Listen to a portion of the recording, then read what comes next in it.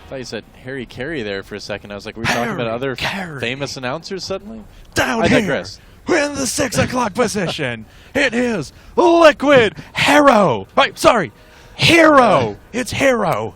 And at the 3 o'clock position, he's a green Terran. It's mouz.ThorZaIN. Wow. I listened to way too much Harry Carey, Jack Buck, Finn That Scully, was, etc., etc. That was pretty impressive. Appreciate it. Yeah. That's there's my Harry Carey for you, ladies and gentlemen. If the planet Char was a big pepperoni, would you eat it? I know I would.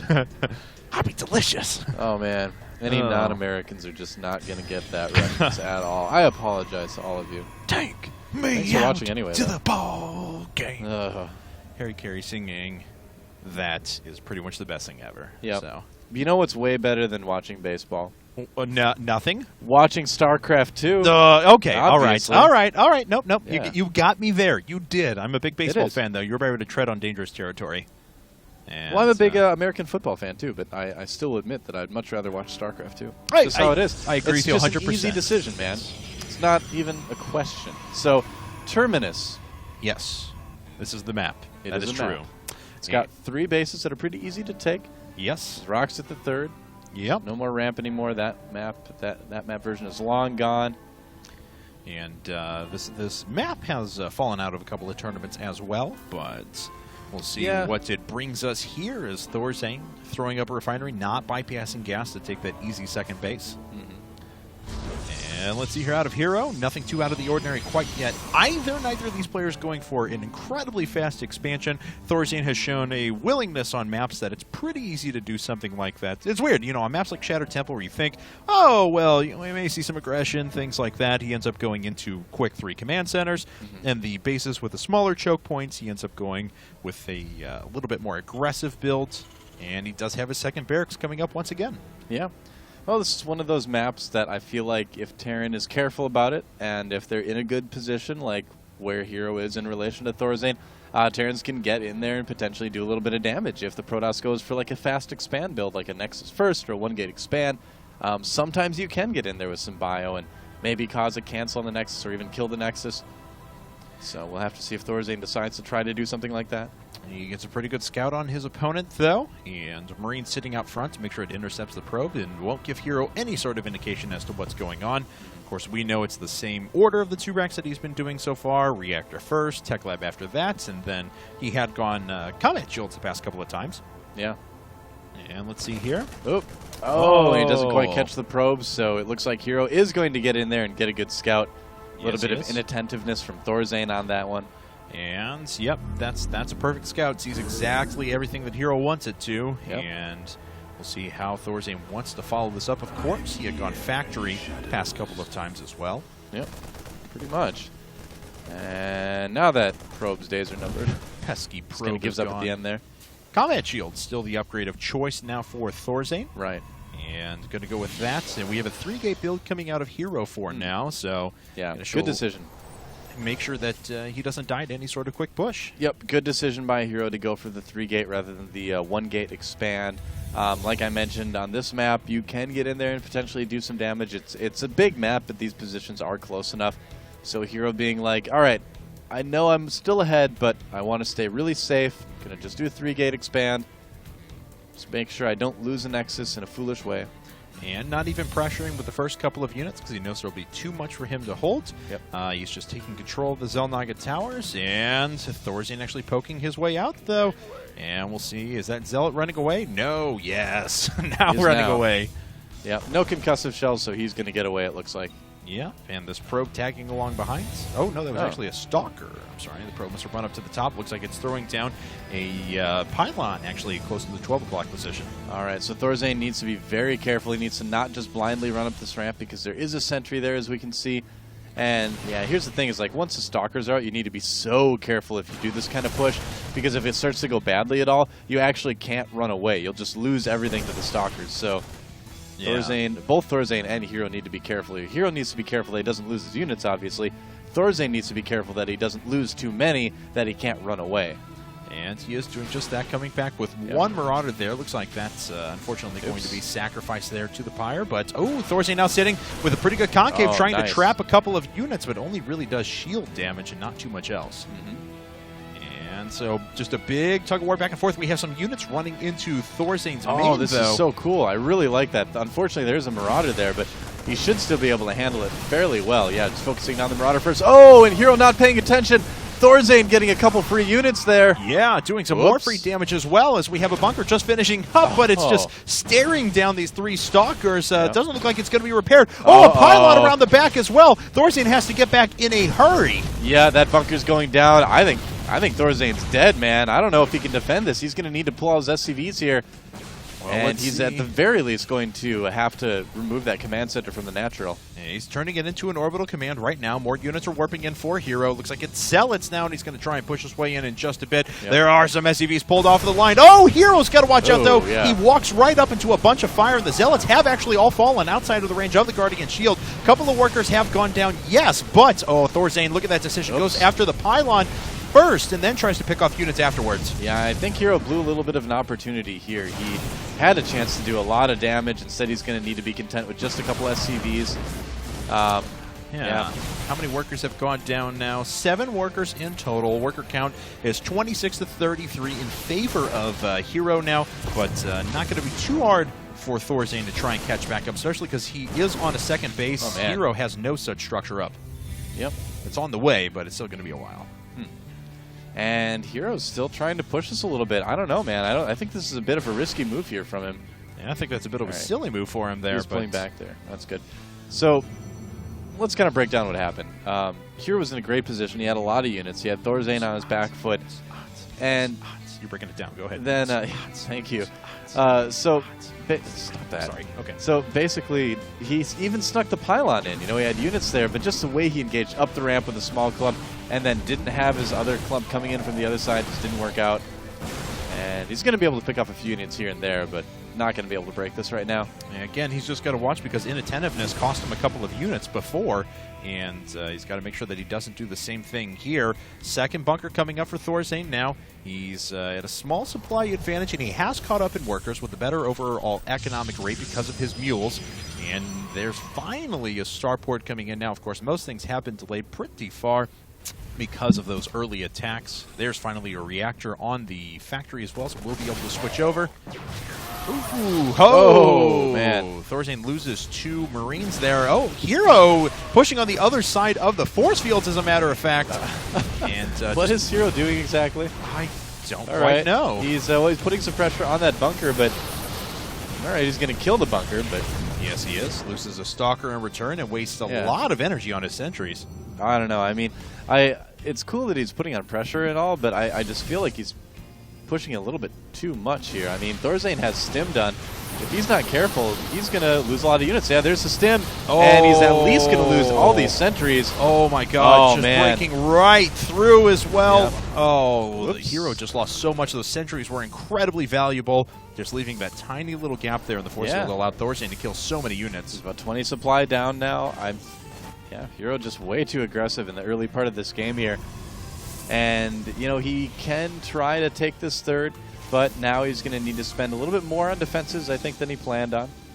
He's going for the Twilight Council right now as well, getting that +1 armor. So he's definitely not dead or anything like that, but he has put himself in a little bit of a disadvantage here. Well, ThorZaIN is going up to a 3rd command center. He's got a good number of units and can start going after those destructible rocks if he so desires. But Ghost Academy just finishes for him, +1 weapons just about to finish, so excuse me again. He's already researching Mobius Reactor right now, so we'll be able to add in Ghosts very soon with very high energy. Well, it's time to hunt some pylons. There's one. Yep. That's a big one. That's Keeper. Probe is going to die here, stimming up that Marine as well to kill him. Gotta stand upwind of the pylons, you know, so they don't smell you coming. Got my pylon bait ready. Smeared myself with pylon musk. Should attract some pylons. It's weird. I thought one of my uncles was sitting right next to me right now, but he's just not. All right. Anyway. Well, I don't think ThorZaIN... Well, he might have enough to break this, but it's going to be pretty close. Both of these guys just playing aggressive here. Yeah, the force fields Not the best thing for ThorZaIN right here, and he's going to need to pull back. He does not have enough to kill HerO right at this particular moment. Oh, decides to donate a medevac. Yeah, loses one there. Not the biggest deal in the world, but certainly not something he wanted to go. Hey, there's a Hellion coming out. Probe's trying to attack the factory. Unfortunately, it won't kill it before the Hellion makes it there. Second probe comes up to join as well, and now that probe is attacking a Hellion. Things you don't ever see. And will eventually go down. ThorZaIN may be able to sneak that past. Hey, look, some medevacs. Yes. Okay. All right. Well, those are going to have to back up. Sorry, guys. It's like just when realized the production tab was down. It's like when the very easy AI scouts your base with medevacs after like 20 minutes in, you know? Sometimes, you know, you kind of load it up, you're practicing a build, you're just like doing stuff, and then all of a sudden this empty medevac shows up and you're like, oh, hi, computer. Hey. How you doing? What's going on there? Thanks buddy. for showing up. All right, what do we got here? +1 attacks, +1 armor just about to finish up. We have +2 armor coming out of HerO. Not going for any attack upgrades quite yet. He does have his own third base on the way. Yep. But of course, ThorZaIN's is done. He's just waiting to start mining from that, really. Yep. All right, let's see here. A small task force making their way through the front. And what could have been a very quick game is actually starting to stabilize a little bit. Yeah, well, that's good. I mean, both of these guys kind of at certain points in this game. Oh, hello, rally point. Well then. Well, I think ThorZaIN may need to change some of the rally points on his buildings at this point in the game. But check those. I'm sure he's changed them by now. Yeah. There's still 2 sets of units, though, unfortunately. Yeah, a little bit. So, all right. So let's kind of review what's happened so far. There's been a little bit of aggression from both players. Both players have gotten a little bit overly zealous in their aggression, no pun intended for our Protoss player. And now things have kind of stabilized. Nobody's really ahead. I mean, yeah, maybe ThorZaIN's a little bit ahead. He's got it stirred up a little bit quicker. He's got his upgrades going a little bit quicker again. But overall, things still pretty even. Could go either way. And he's going to try and take control of this Xel'Naga tower here. And sees one Zealot, but then gets rushed. Like, I want to die. More. Thank you. We'll see here. He does manage to take down that one Zealot, but another one right there to replace. And ThorZaIN now comes back with everything. He's got a couple of ghosts in there as well, a couple lagging behind. Needs to move those up so we can hit those clutch EMPs if an engagement happens. Yep. And +3 armor coming up now with +1 weapons for HerO. Interesting that he would go so heavily for the armor. I mean, if you need to make a smaller group of units last, you kind of need to do that, but not something you see terribly often in PvZ. And looks like this factory was trying to make a Hellion inside of his opponent's base. Yep. But not going to work. Let's see here now as we have quite a few ghosts. Wow, ThorZaIN really ramping up the ghost production now. 2 at a time. He's going to have 8 here in just a second, and we'll have a lot of EMPs at his disposal. He's already got a couple of Vikings once again with +1 weapons. We've seen him do this quite a bit. And the Robo base coming, well, about the same time that we saw through the first few games. Looks like HerO's going to put an expansion on the left side of the map, though, too. This is kind of what I was talking about earlier when I said HerO wants to get in a position where he's got a bit of breathing room and can start taking lots of bases around the map. Now, the problem for HerO is that he really doesn't have as much breathing room in this game as he would really want to have. Because of how the early game went, he's still under a lot of pressure from ThorZaIN. He has to make a lot of units that he'd otherwise prefer to be spending that money on Nexuses and things like that. So, you know, he's gonna he's gonna try to expand, you know, again like he had planned, but he's not going to be able to do it as easily as I think he would have wanted to in this situation. Yeah, nice job by ThorZaIN there to cut off those probes over and over again and prevent that from being constructed. HerO's a little bit out. He gets his observer sniped. Few ghosts are sitting there. They do snipe one Templar. Looks like there's just one more with that army. HerO's kind of got to fall back as we have a 4th base now being sat down for ThorZaIN. Yeah, really, ThorZaIN at this point, between the upgrades and just the units and the positioning, is the one who's kind of in control of this game. Easier for him to kind of expand and hold that 4th than it would be for HerO, just because of the way the map turns. You can see that ThorZaIN's 4th is much more defendable than HerO's is. Yes, it is. And Zealots being killed in the middle, so we have a constant war back and forth for map control. No base over here, though, so, you know, HerO can't afford it. Yeah, once his mining at his natural, still pretty good. And very good over at his 3rd, of course. But ThorZaIN, with those multiple bases, he's going to be looking in great shape. Yep. That's right. And again, you know, getting really early plus weapons for his Vikings as well. Just making sure that when the Colossus switch happens, he's going to be more than prepared. And he certainly is. I mean, Thermalance is on the way. The Colossi, a couple of them are already out, I believe. Yes, there's one, at least one two. Out? There are two out. Okay, yeah, a couple of them out, and so ThorZaIN's going to be pretty well prepared. Again, you know, just like any TVP, it comes down to a lot of late-game control. But I like how well ThorZaIN's been kind of gearing up for this situation in every game this series. And HerO was kind of testing the waters there, but he's got his Templar nice and spread out. One gets sniped right away. Nice job by ThorZaIN there to catch that unit. Got to watch out for those feedbacks. Thor caster count is, let's see, 2 Templar to 15 Ghosts already. Yeah. You know, the Templar being like, oh, never mind, here he goes. Wow, yeah, actually moving it with a big push, but Ooh. he gets a Colossus to the side, and it just goes down for free. So ThorZaIN, he's already, well, he's about to sit on +2 upgrades as well for those units. That's a lot of Vikings. We only have +1 attacks up for HerO's units as well. Yeah. I was going to mention earlier, you know, you'd think High Templar being like all-powerful magical beings would be able to create some sort of shield that would protect them from bullets, right? Yes. You know, I mean, because they get sniped a lot. Okay, If I were a Templar, I'd put like a bubble of psionic energy around my head at all times. We're getting into lore questions, and obviously you can't nitpick too much because I've always thought about this. Okay. And I've always thought, I was like, okay, Protoss are clearly the most ridiculously advanced race that's sitting out there. Sort of. How do they just take weapon or like projectile damage? It just does not make sense to me at all. Like, how do conventional guns just work on Protoss units? I don't know. Oh, it's a lot of ghosts. Yes, it is. They've got to watch out. They all have full energy as well. This could be a ton of EMPs. ThorZaIN's, you know, I mean, look at ThorZaIN's army. Very ghost heavy, very Viking heavy. Not a lot of Marines and Marauders out, just relying on being able to just EMP absolutely everything and kill the Colossi fast enough that he could just power through the army that way. He definitely does have his own brand of PvT, or TVP. It's very cool.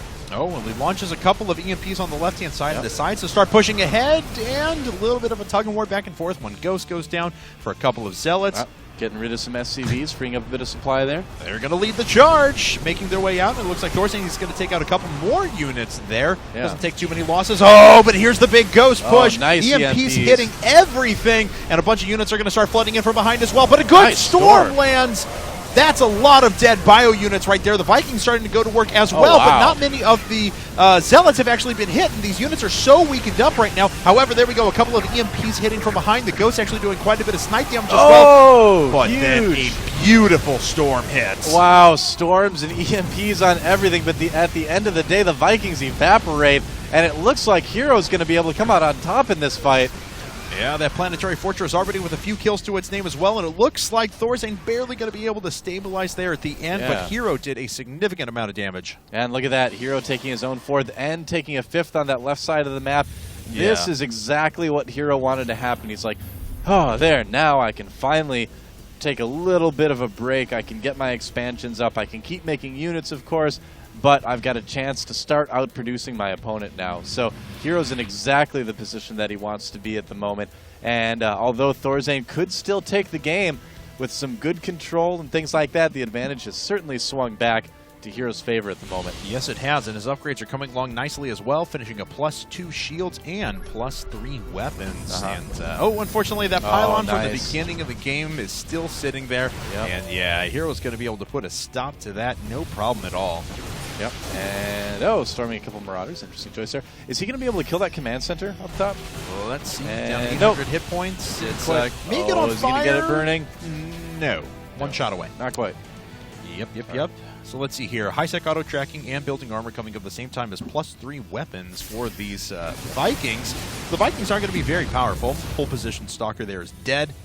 Now, does high-sec auto-tracking increase the range of planetaries? I don't believe it does. Does it really? I think, I'm almost positive it does. Because that's what allowed ThorZaIN to hit the units behind the mineral line whenever he was defending back on Tal'Darim Altar. Could be. Well, let's see here, though, as Colossi pushing through to the front. And HerO, just look at the swarm of units moving back and forth. Good control here to make sure he presents the biggest front. We have action over at the 3rd as well for ThorZaIN. Some Zealots have been able to slip on through, and they're going to town on these SCVs. And it looks like at the same time, HerO's going to try and force the engagement. ThorZaIN had pulled away for a moment, now going to need a great engagement. If any storms hit that clump of forces, that would be devastating for ThorZaIN, but he avoids the storms for the most part. Yeah, HerO trying to engage very carefully. He knows that he doesn't necessarily need to have the big army fight right now because of the amount of damage he did at the third. He's like, I've done my damage. I just killed all your SCVs at your third base. So he doesn't need to have that big fight, but it looks like he may decide to go for it anyway. We'll find out. ThorZaIN could catch a few units here, and that would be devastating to HerO because if ThorZaIN's is looking to make a counter push, but oh wow, is he just saying, hey, you want a base trade? That's risky. Oh, he's going for it. Oh, he's committed now. And he's just going to push his way in. We've got a few Vikings floating around the top there. Looks like ThorZaIN's going to have to retreat. HerO setting up for a big concave here. Oh, the ghosts! Oh, they finally cloaked themselves. But not a lot of EMPs have fallen quite yet. Yep. Those units are very high up. Oh, nice storm. Yeah. Oh, wow. Actually, ThorZaIN just sitting in it. Look how low those units are at the moment. Yeah, still a very small army for HerO. He does have a big supply lead, though. Yeah. Big overall supply lead, and we'll see if he can continue to press it home. These Colossi are just doing so well. GG, well played. Congratulations to Liquid HerO.